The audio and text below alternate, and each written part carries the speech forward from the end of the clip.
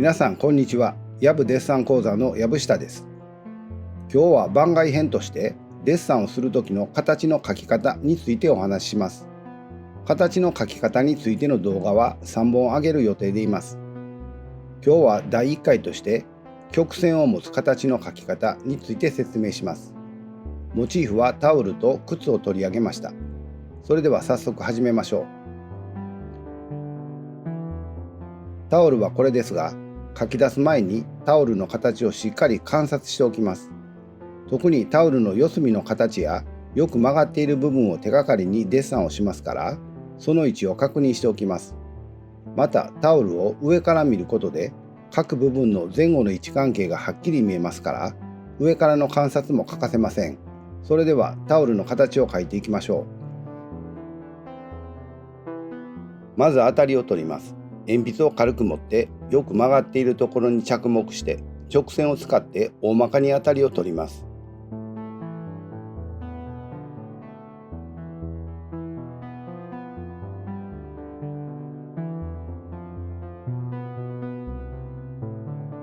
当たりを取ったら形を描いていきますが、まずモチーフの横幅と高さを決めます。測り棒を使って縦横の割合を出しています。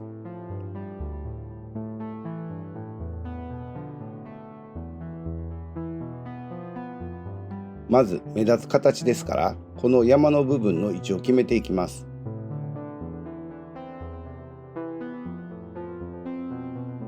最初にお話ししたよく曲がっているポイントになる形が横幅と高さの中でどこにあるのかを測り棒を使いながら位置を決めていきます。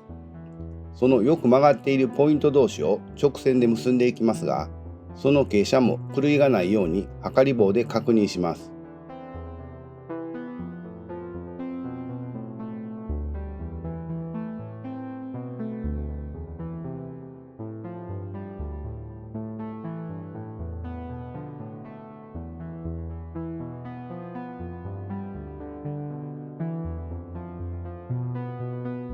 引っ張る直線も一本の線ではなく、修正しやすいように薄い線の束で描きます。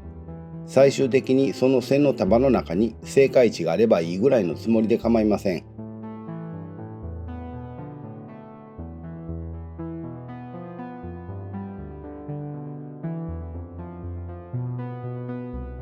どこを描くときもその部分が高さの中、横幅の中のどこに位置しているのかというのを常に意識しながら描いています。大まかに形が取れたので、もう少し細かく描いていきます。まだまだよく曲がっている場所に着目して直線を使って描いています。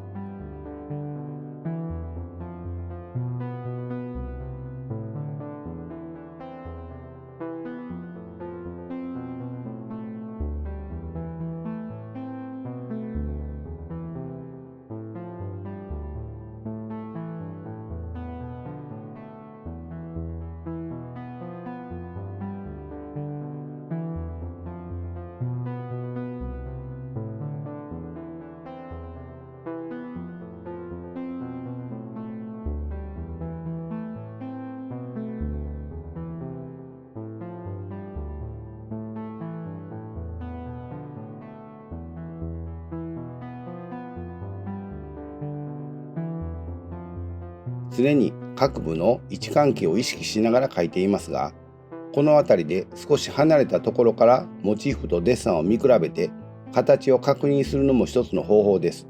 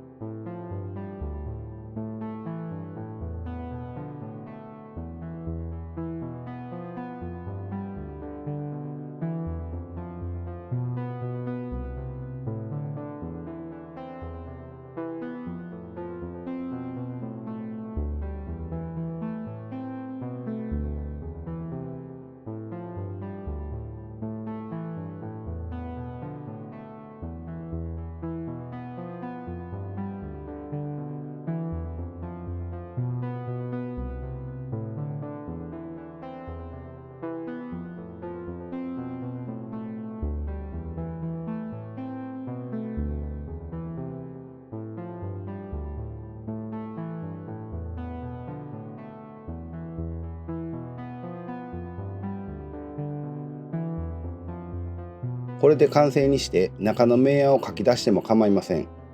まだこの先形を描く場合は、よりモチーフの自然な感じの輪郭線になるように小さな形を拾いながら描いていきます。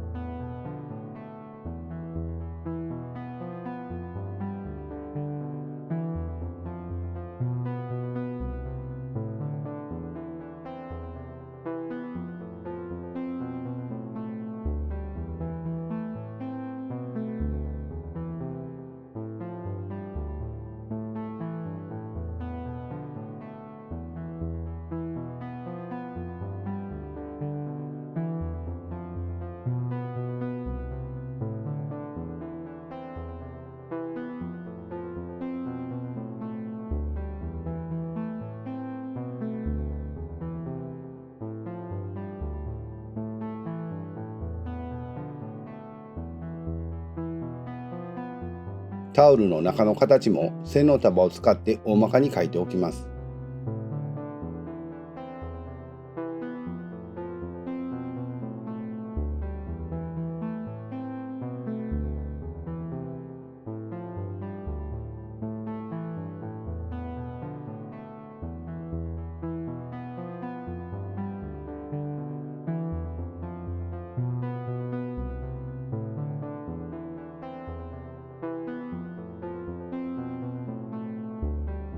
これで形は完成です。少し強めに描きましたから、濃くなりすぎている線は練りゴムで薄くし、不要な線は消しゴムで消しておきます。形を描く手順をまとめますと、1、当たりを取る。当たりはモチーフの大きさと位置を決めるのが目的ですから、主にモチーフの外形を大雑把な直線で描きます。2、横幅と高さを決める。3、輪郭線のよく曲がっている部分に着目して、その部分が横幅と高さの中のどの位置にあるのかを決めて、曲がっている部分同士を直線で結びます。4、小さな形の曲がりに着目して、直線を使って形を描き進めます。5、自然な形になるように細かい形を拾いながら輪郭線を整えます。要はポイントになる形の曲がり方に着目して、大まかな直線で描き始め、デッサンが進むにつれて小さな形も拾いながら自然な感じの丸みを表現していきます。布地の場合、どういうふうに曲がるのか、その曲がり方によってその布が木綿なのかタオル地なのか絹なのかビニールなのかなどなど布地の種類が決まりますから、この曲がり方をよく観察します。次に靴の形を描いてみましょう。靴はこれですが、書き出す前に靴の形や構造をいろいろな角度からしっかり観察しておきます。靴は足の入る部分、開口部、甲の部分、指の部分の3つの形で構成されていますから、その形の境目を確認しておきます。また靴は中心線を挟んでほぼ対称に近い形をしていますが、人に履き込まれることでその人の足の形状による歪みやシワなども見られます。それらもしっかり確認しておきます。まず当たりを取ります。鉛筆を軽く持ってよく曲がっているところに着目して直線を使って大まかに当たりを取ります。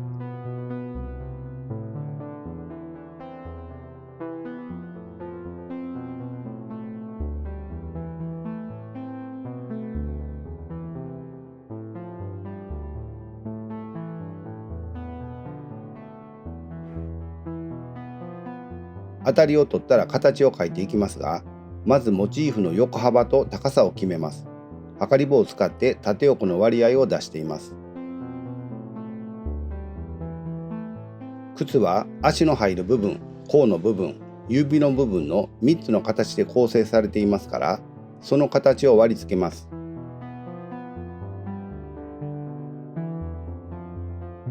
まず目立つ形ですから、この部分の位置を決めていきます。測り棒を使って横幅に対するこの部分の位置を検討しています。それでは形を描いていきます。最初に直線を使って靴底の大きな傾きから描いていきます。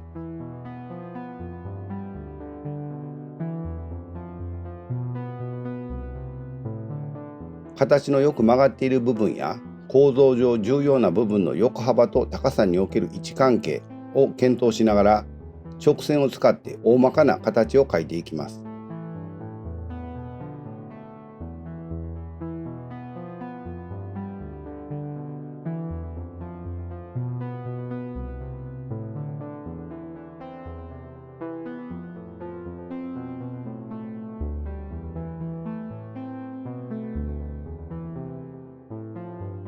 中の形も構造的な区分けに注意して直線、直線っぽい曲線で描いていきます。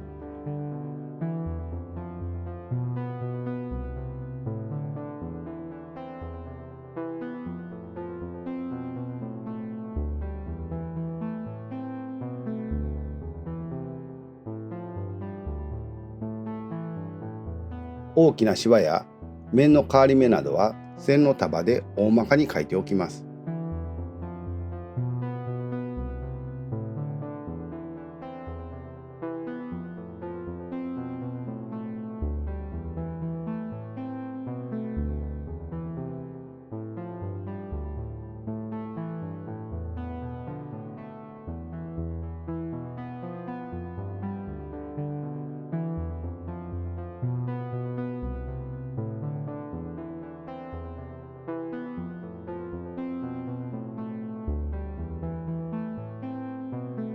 この部分の形はほぼ対称の関係にありますから、そのことに注意してちぐはぐにならないように描きます。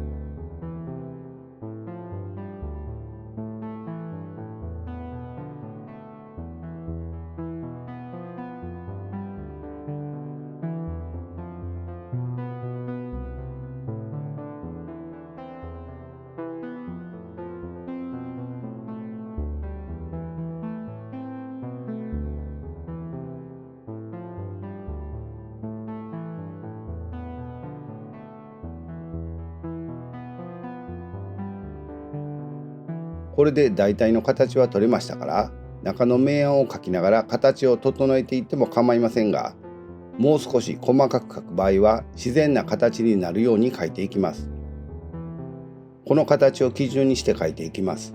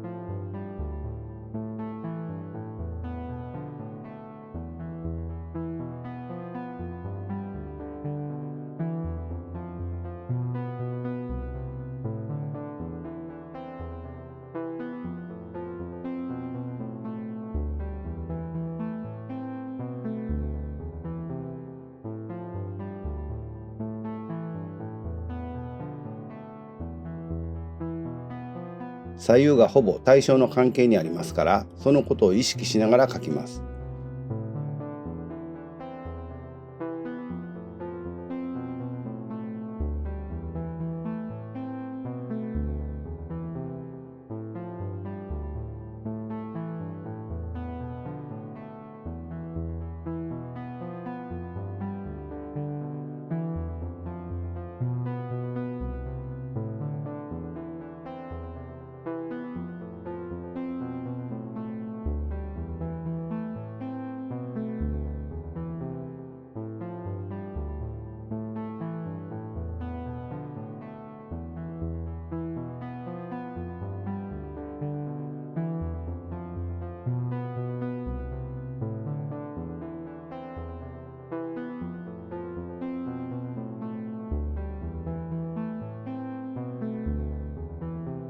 中の形の構造的にできるシワや大きな面の曲がり角を線の束を使って書き出しておくことで立体的な感じが出ますから、形を検討する上にも非常に役に立ちます。